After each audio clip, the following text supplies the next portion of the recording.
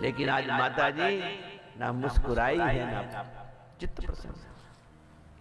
भगवान शंकर ने मुखा गुरु है ना, जान गए मन की बात। काहे नारद जी आए थे क्या? काहे तो क्या हुआ, आ नहीं सकते क्या? ले अब लड़ाई वाली टोन बदल गई नहीं पहले। हाँ हाँ नारद जी आए थे, ऐसा वैसा क्यों आ नहीं सकते? कोई रोक टोक है क्या? संत है कहीं भी आ जा सकते क्या? आप ही संत हो क्या? ले पति में भी कमी, अभी तक तो पति जैसा कोई था नहीं, अब दूसरा भी हो गया। जब पति से प्रेम नहीं होता तो विनोद में भी आनंद लेते हैं लोग। हमें कोई चाहने वाला नहीं है क्या? अरे राम राम राम राम राम राम राम। पति के सामने अपने चाहने वालों को लेके बैठोगे घर हो जाएगा। अगर कोई चाहने लगा तुम्हारा मन भटक गया तो गए काम से।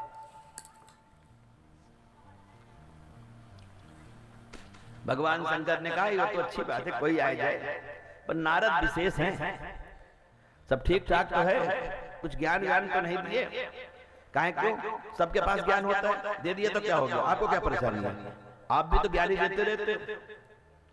आज तो नारद ने मेरी आंखें खोल दी, इसलिए संतों के पास आंखें मिलती हैं। अच्छा, आंखें खोल दी कि आंखें बदल दी तुम्हारी? भगवान शंकर ने कहा अच्छा भगवान ये बताओ तुम नारद की कौन सी बात से प्रभावित हो गई? कहा प्रेम वाली। कि प्रेम वाली?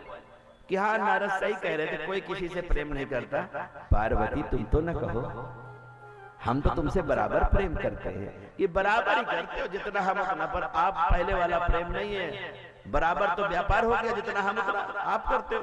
आप तो कहते थे हम कुछ छुपाते नहीं। भगवान शंकर ने नेत्रों की ओर देखा, पार्वती हमने क्या छुपाया है तुमसे? ये मेरे गुरुदेव बोल रहे हैं, मेरे भोले शंकर बोल रहे हैं, मेरे विश्वनाथ बोल रहे हैं।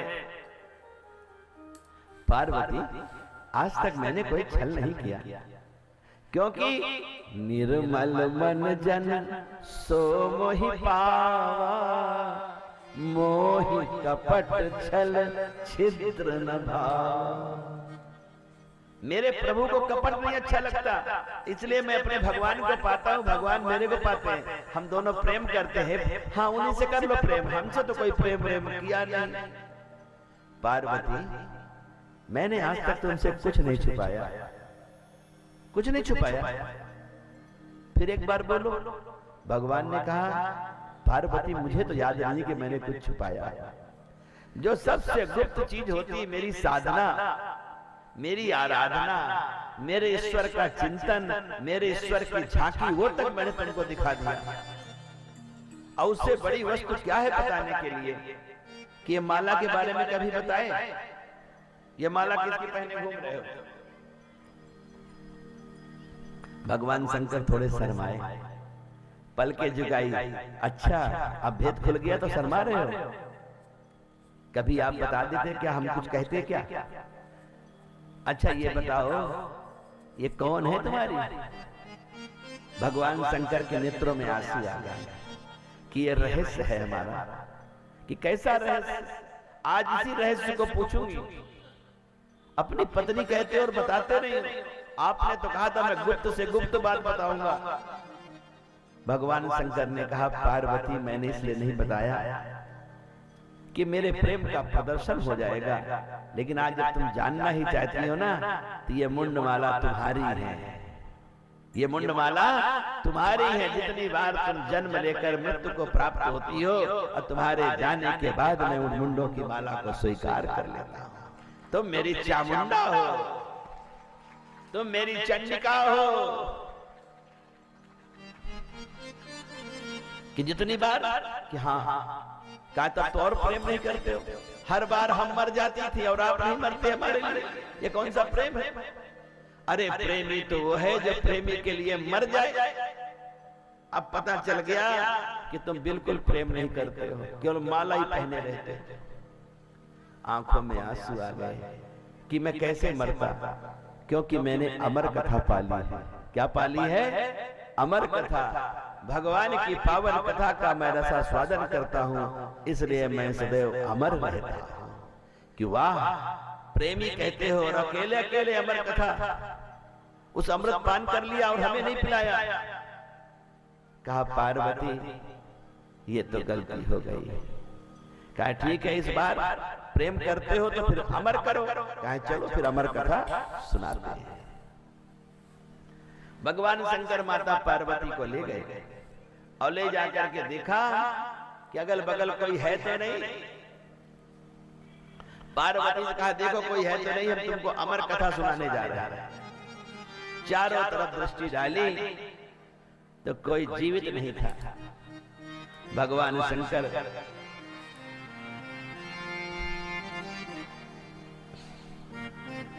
शंख ध्वनि करते हैं और कथा प्रारंभ करते हैं। और कहा पार्वती जब हम कथा श्रवण कराएंगे ना तो तुमको ओम ओम करना है, था हुकारी भरना है, करना है।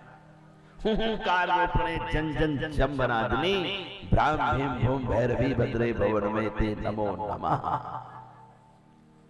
तुमको हूं करना है कि जैसे तुम सुन नहीं हो। काट भगवान शंकर कथा सुनाने लगे।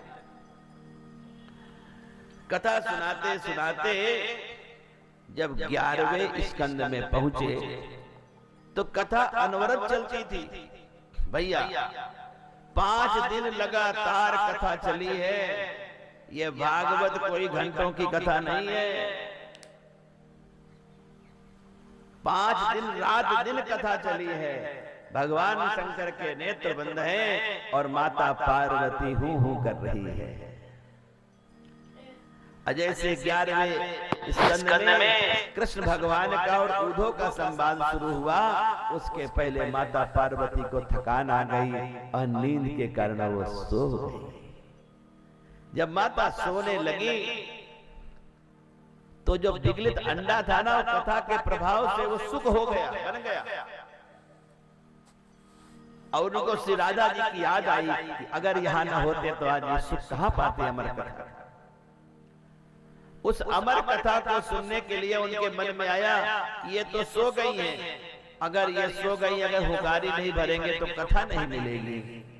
तो उन्होंने माता पार्वती के जगह खुद हूं करना शुरू कर दिया कि कथा का क्रम ना टूटे। हूं करने लगे।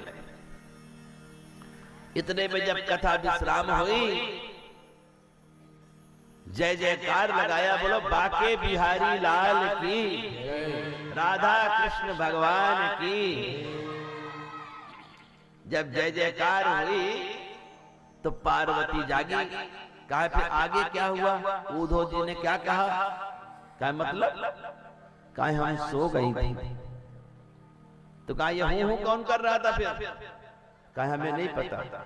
भगवान शंकर ने जो बाहर देखा तो एक सुंदर सुख बैठा हुआ है तोता। भगवान शंकर को लगा इसने सुन ली कथा, और वो भी पीछे बैठ करके सुन ली। भगवान शंकर की दृष्टि थोड़ी टेढ़ी हुई पकड़ने के लिए, और कहते हैं महाराज सुख जी उड़े। भगवान शंकर पीछे पीछे त्रिशूल लेके दौड़े। बताओ कथा के श्रोता को कोई मारने का विधान है क्या? कोई कथा सुने और कोई प्रवक्ता त्रिशूल उठा के मारे, क्या ऐसा विधान है? नहीं है। लेकिन भगवान शंकर लेकर के दौड़े, और जब दौड़े महाराज तो उसी समय वेद व्यास जी की पत्नी अपने पति से कह रही थी कि हमारे कोई संतान नहीं है। क्या नहीं है? कोई संतान नहीं। कथा को ध्यान से सुनना, कभी कथा सुनाना पड़े तो बड़े लाभ की कथा है। जो अच्छा श्रोता नहीं होता वो अच्छा वक्ता नहीं बन पाता। और हर व्यक्ति को वक्ता बनना चाहिए वाणी को पवित्र करने के लिए। चाहे अपनी पत्नी को सुनाओ, चाहे अपने बच्चों को सुनाओ, चाहे पति को सुनाओ। जो कथा सुनाता है वो अपना तो कल्याण करता है, जिनको कथा पहुंचाता है उनका भी कल्याण हो जाता है।